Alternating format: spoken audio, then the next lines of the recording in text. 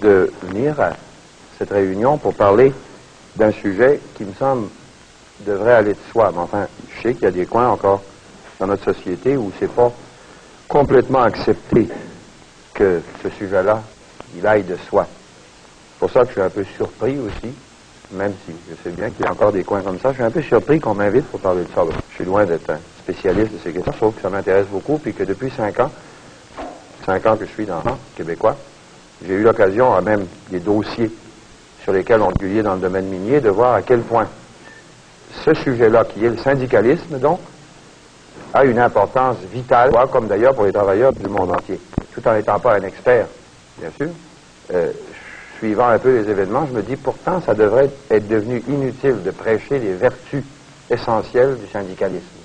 Syndicalisme, évidemment, qui est celui, pour employer un proverbe que tout le monde connaît, qui réalise la force que fait l'union, à condition que l'union soit libre, qu'elle ait, et libre, ça veut dire qu'elle ait, de quelque façon que ce soit, sa totale, complète indépendance vis-à-vis des employeurs, des patrons. Et vous, ça, il me semble que ça nous a coupé le sens d'union véritable du côté des travailleurs, des ouvriers, à quel point ça peut coûter cher. Et à part ça, on n'a pas besoin d'être vieux comme Mathusalem. Il suffit d'avoir vécu, disons, 5 ou 30 années à peu près conscient, chez nous comme ailleurs, encore une fois, pour savoir à quel point ça a coûté cher aussi d'arriver peu à peu, péniblement, à faire cette union des travailleurs et à en obtenir les résultats. Que ça devrait être éblouissant pour tout le monde. Il paraît que ça ne l'est pas. Pourtant, prenez un coin comme la Gaspésie, ou moi de ce genre-là. Prenez le cas de quelqu'un qui est élevé en Gaspésie. En Gaspésie, il y avait des pêcheurs, des bûcherons, à peu près 90% de la population, et qui, dans le temps, il y a 20 ans, 25 ans, 30 ans, où j'étais petit gars, étaient exploités à un point qui, aujourd'hui, paraît invraisemblable, par des grosses compagnies. Dans le cas des pêcheurs, c'était les Robin Jones, et puis dans le cas des bûcherons, c'était les compagnies qui se découpent, qui s'étaient découpées, qui se découpent encore, les limites à bois de la Gaspésie, et qui emploient encore des gens en travail saisonnier dans la forêt. À ce moment-là, tout le monde était divisé. Il n'y avait pas d'union d'aucune sorte. Et c'était littéralement, prends ce qu'on t'offre ou bien va-t'en chez vous. Et ce qu'on offrait, bien évidemment, c'était pas assez pour vivre. Ce qui fait que ce soit l'alimentation des familles, que ce soit le minimum vital dont n'importe qui a besoin pour se loger convenablement, se nourrir décemment, faire instruire les enfants au moins un peu, était toujours tellement marginal qu'on ne savait pas si on pourrait survivre dans ces familles de pêcheurs ou de bûcherons. Et puis, il est venu des hommes, enfin moi je me souviens qu'en Gaspésie, le premier, je crois, qui est secoué un peu. L'impossibilité d'arriver à cette force des travailleurs mettant leurs faiblesses ensemble pour que ça fasse une force, c'était entre autres le premier évêque de Gaspé, Monseigneur Ross, et puis d'autres religieux comme laïcs, qui, sous la forme de coopératives, ensuite de syndicats, et puis ça s'est développé, mais péniblement, ont réussi à introduire là-dedans, sous la forme des pêcheurs unis, par exemple, et puis des premiers syndicats de forestiers, ont réussi à introduire là-dedans un minimum de cohésion, d'union des gens qui, un à un, étaient absolument insignifiants, incapables de se défendre, exposés, pas exposés, mais condamnés à se faire exploiter aussi longtemps que la situation ne changerait pas. Et ça, c'est vrai, cette vérité absolument fondamentale, en tout cas tant qu'on n'aura pas une société tellement bien civilisée, là, que tout le monde va être des anges, puis ça sera probablement dans un autre monde. C'est vrai dans tous les secteurs de la société, qu'il faut l'union. Tout le monde s'en rend compte. Tous ceux qui ont quelque chose à offrir ou à vendre sentent ce besoin-là.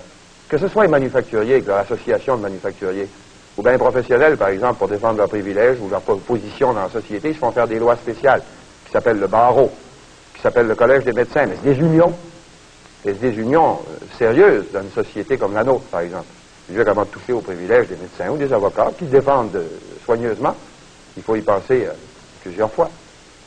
Parce qu'ils ont quelque chose à offrir, et sachant qu'ils sont quand même en groupe un intérêt particulier dans l'ensemble de la société, ils ont trouvé le moyen de s'unir pour mettre en commun les intérêts qu'ils ont à défendre ou à mousser.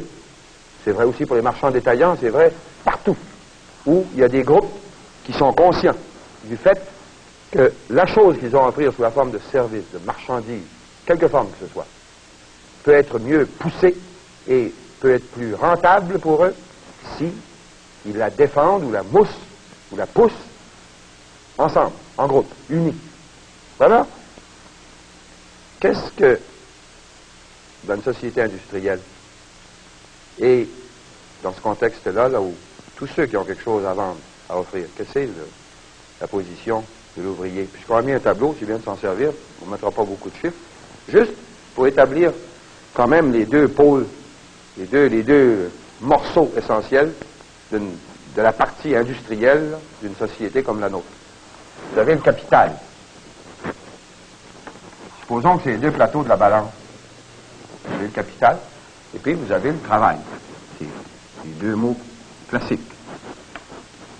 Alors, depuis presque toujours, en tout cas depuis, disons, le temps de la Révolution française, et puis 200 ans à peu près, le capital avait tous les droits. C'est-à-dire les propriétaires avaient tous les droits. Au début, enfin disons au siècle dernier, il y a encore 50 ans, les propriétaires de l'industrie, des grandes entreprises, ça pouvait être encore des gars. Ça ne les rendait pas plus angéliques, ça ne les rendait pas plus méchants, mais ça pouvait être encore des gars qu'on pouvait identifier. Ils étaient propriétaires, puis on savait qui c'était, monsieur un tel ou une réunion de messieurs qu'on connaissait. Et puis le capital, il est devenu anonyme, dans la plupart des cas, dans les grandes corporations. Ça, c'est ce qui se produit de plus en plus à notre époque. Le capital, c'est pas M. X, c'est M. Personne, c'est des actionnaires qu'on ne connaît pas et qui, en général, n'ont même pas d'influence dans la compagnie.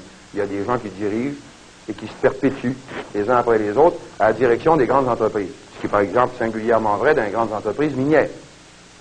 La Noranda, par exemple, dans le Québec, qui est une entreprise qui appartient à un bureau-chef qui est à Toronto, qui a des entreprises ici et là, dans le Québec comme ailleurs dans le pays, dont les actionnaires sont dispersés et dont le management, la direction en général à Toronto, peut se perpétuer plus ou moins indéfiniment. C'est normal. C'est anonyme. Et l'anonymat du capital complique encore, dans un monde où cette partie-ci serait trop faible, où le travailleur serait trop faible, complique encore le problème de mettre un minimum de justice dans la société, parce que tout ce qui est anonyme est plus ou moins irresponsable. Et alors peut aller jusqu'au bout, sans même prétendre avoir une conscience là-dessus, parce que celui qui dirige n'est pas propriétaire. Peut aller jusqu'au bout des vieux motifs qui étaient absolus dans la société où les patrons ou le capital dirigeaient tout. Par exemple, le motif profit. C'est évident que si on met du capital dans une entreprise, on veut en retirer dans un contexte d'entreprise privée, là, que ce soit n'importe quelle entreprise privée, on veut en tirer le plus de profit. Le profit, s'il n'est pas contrôlé, et le besoin du profit qui est intense, il faut beaucoup de profit pour garder ses jobs quand on est dirigeant d'une compagnie, par exemple, puisque les actionnaires, quels qu'ils soient, il y en a toujours des gros, avec les petits qui sont très nombreux, dans les plus grandes entreprises, il y a une exigence du profit. Parce que l'actionnaire qui met son argent là-dedans, si loin qu'il soit de l'entreprise, il veut que ça profite, ça rapporte.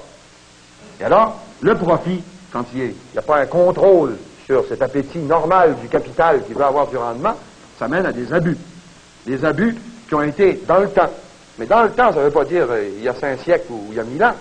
Il y a encore 50 ans puis 100 ans, c'était courant, le travail des enfants, par exemple, à des 10, 12, 14 ans, le travail des femmes n'importe où et dans n'importe quelle condition, les salaires qui étaient littéralement des salaires pour juste empêcher les gens de crever de faim, et puis, si t'es pas content, prends ton paquet.